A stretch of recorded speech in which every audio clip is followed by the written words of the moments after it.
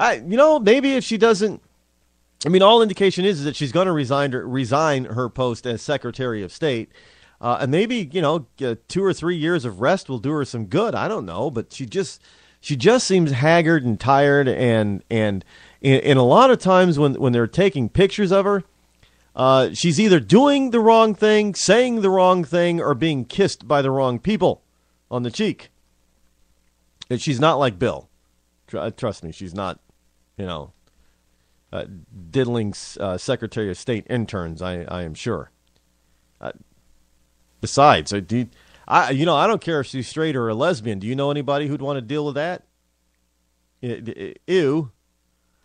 But, maybe some desperate for power, young male intern might. I don't even want to go there. But no, seriously though, she really does look tired, and I can't believe I'm sympathizing with this. I don't like this woman at all. I do not like Hillary Clinton. I have said that from day one. I cannot stand her. But I also did say that I would rather have Hillary Clinton as president right now than Barack Obama. It would be a little bit better. Probably not much. I am sure we would not have Obamacare or Hillary care if Hillary were president. So that would be in and of itself a huge difference. But I really don't like her. Politically speaking, I can't stand the woman. I don't know what she's like personally. I can't say I dislike her personally. She's scheming. I think she's a schemer. I think she wields power ruthlessly. However, I can say this about Barack. I don't think Barack and I could have a beer together. I don't think I'd like him personally.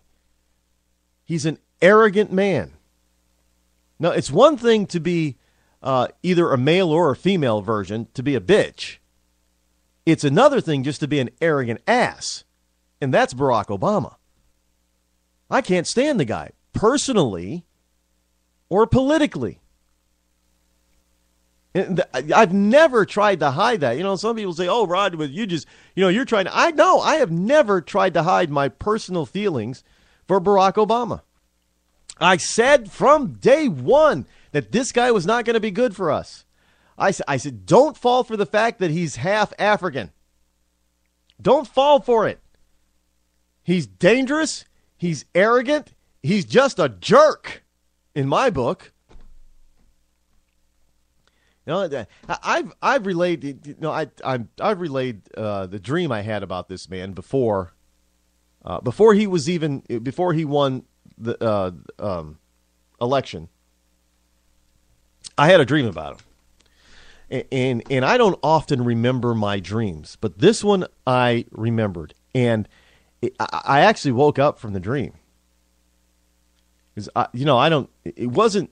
Well, I guess you could say it was a nightmare, but not a night terror. It wasn't something that you wake up in a sweat and panting and say, "Oh my God, oh my God, oh my God." No, it was more like I woke up and thought, "Oh my God."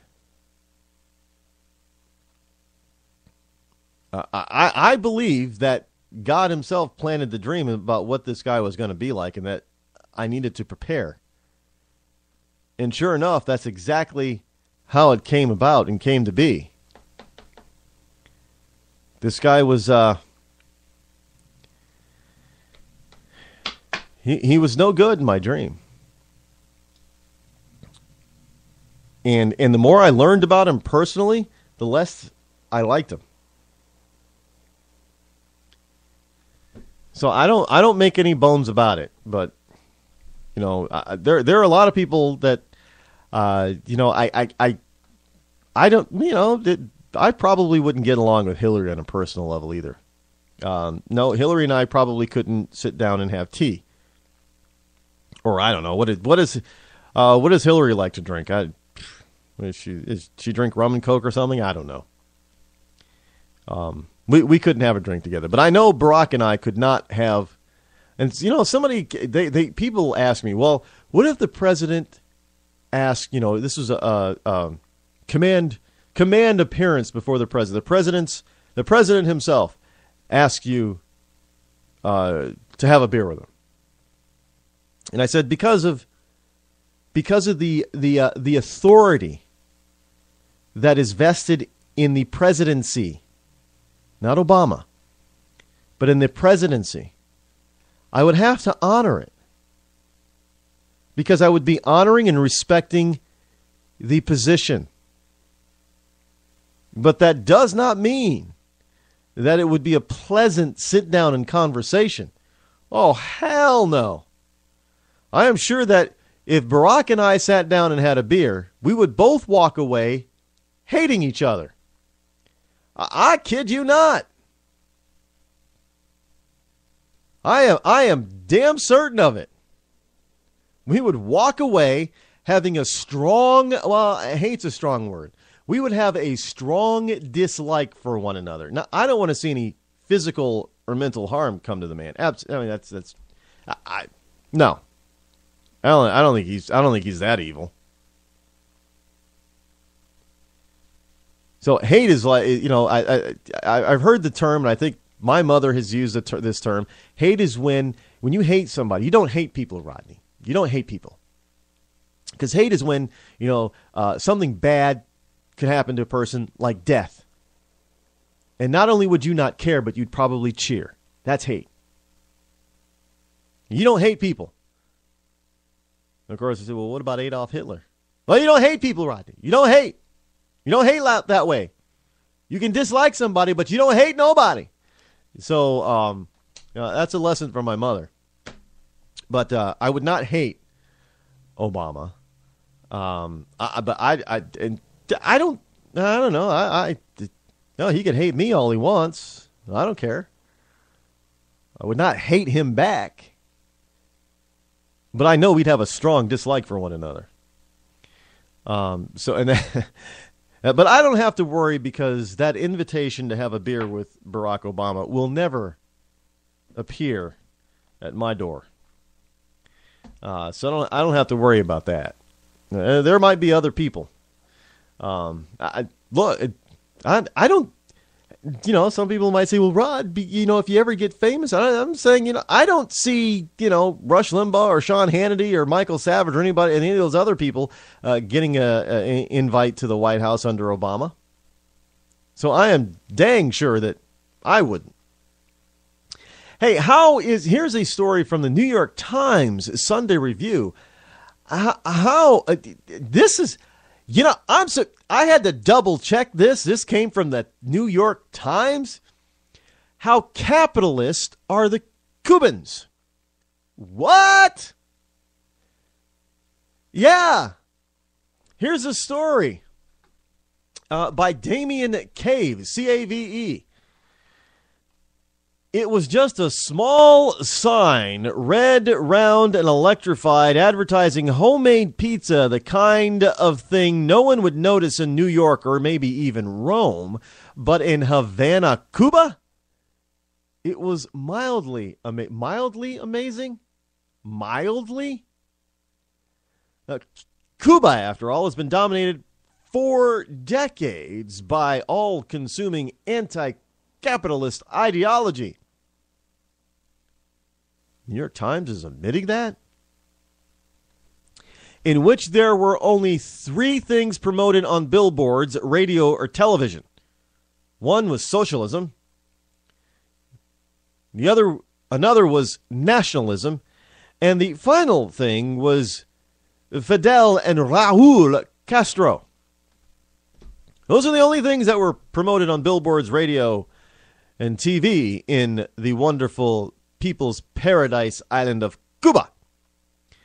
The pizza sign hanging from a decaying colonial building here, I guess Cave was there, huh? Here represented the exact opposite: marketing and the public search for private profit. Ooh, a public search for private profit. And it wasn't just tossed out there. Unlike the cardboard efforts I'd seen in the same poor neighborhood on a visit to Cuba last year. The sign actually costs money. Oh, the horror! It was an investment. Let me repeat that line, that sentence. It was an investment. It was a clear signal that some of Cuba's new entrepreneurs, legalized by the government 2 years ago in a desperate attempt to save the island's economy, were adapting to the logic of competition and capitalism. Let me read that sentence again. Or as they said, or how they pronounced it back in the good old days. Let me read that sentence again. Did you know that they used to give people, when they gave people auditions, if you improperly pronounce certain words, like again, if you said again instead of again, in the 30s and 40s, you didn't get hired to be put on the air. This is a true fact. It was a clear signal that some of Cuba's new entrepreneurs, legalized by the government 2 years ago in a desperate attempt to save the island's economy. So, in other words, the Castros know that their dictatorial communist nationalist socialism didn't work. We're not reporting on that. The Castros have admitted that their experiment of socialism and communal good was an abysmal failure. Do we hear anything about this in the States? No, we just hear about the Black Congressional Caucus going and fawning all over Fidel. Oh, Fidel, y'all just got such a beautiful medical system. Oh, yeah, y'all just great down here. We wish we had it in the States. We need socialism and medical care and everything else. And yeah, you got a beautiful system. It's working great. And then 2 years ago, Fidel and Raul said, oh, man, this ain't working. It didn't work. It ain't working. And we're in serious trouble. And Fidel and Raul got together and said, Fidel said to his brother, older bro, we may have been wrong. We better open up to some competition, have some free market stuff going on here, or else, country's going to go down the drain. And Raul is probably saying, well, we'll probably be dead, Fidel. And Fidel says, I ain't going anywhere. We better make something better before these people kill us. Just considering all, that this is one of the last holdouts as far as pure communism is concerned. So they're now adapting to the logic of competition and capitalism, although slowly, down in the People's Republic paradise of Cuba. We're not hearing much about it. I'm surprised that this made the New York Times, its opinion pages at that. News analysis.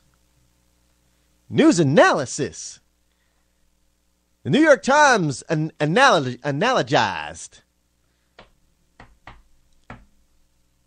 Isn't that one of the things that they?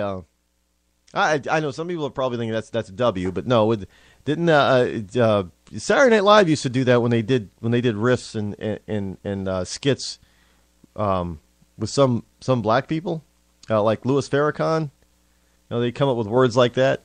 We analogized that capitalism down in the Cuban Empire, was a logical beginning for them. That's what we analogized. I know somebody's. Look, let me. I can get away with that kind of accent and saying that kind of stuff. Why? Because I'm black. No, I still get. There are some people out there that still say, I'm a racist. They're like, I can't be a racist, man. You don't like black people. Man, get off of it. I am. What part of the coolest, most politically incorrect, conservative black man on the planet do you not get? Hey, if they miss the tagline, You think they would even take the time to look at my picture? Although I did have one person tell me that my picture was fake.